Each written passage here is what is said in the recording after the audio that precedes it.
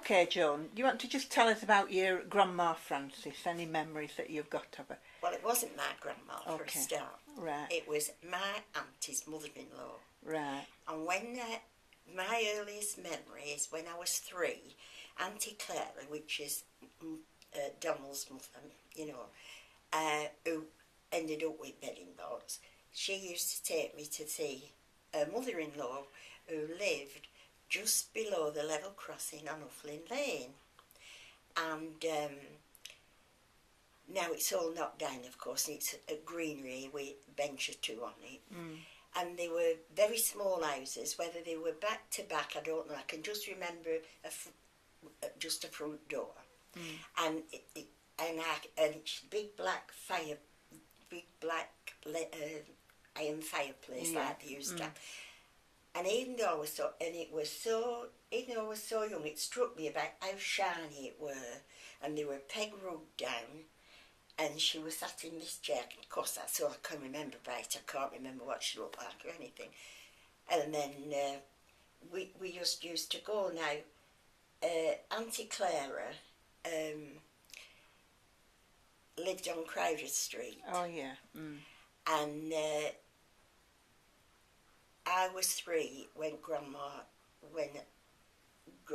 I didn't call her Grandma, it was Auntie Clara's mother-in-law, when she died.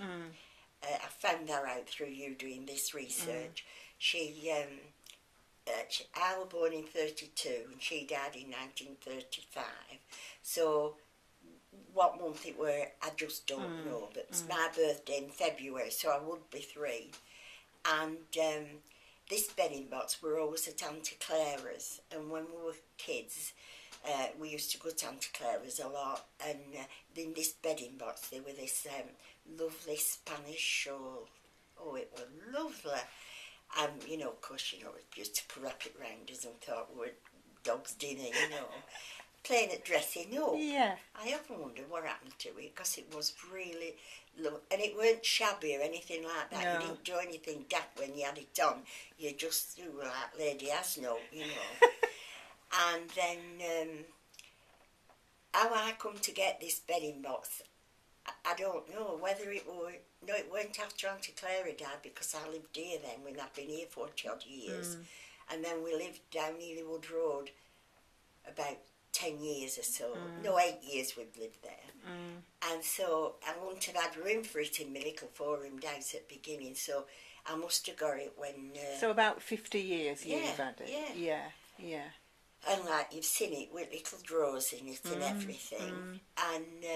And what you said there were a story behind it that we always believed that this bedding box had been a wedding present to Grandma.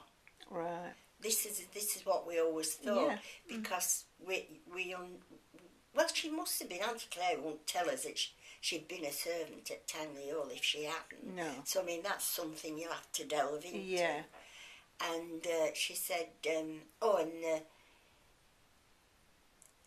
she was a wedding present to her, and like I wondered if she had been a servant at Towneley Hall. Was it when they got to us, like these maids were getting married or anything, they had to leave. Like teachers, if they got married, they had to leave. They did, Teachers, yeah. There were lots of things they couldn't do. Yeah. So I just wondered if that's what had happened there. Yeah. But I never knew there'd be all this interest in this flipping bedding box.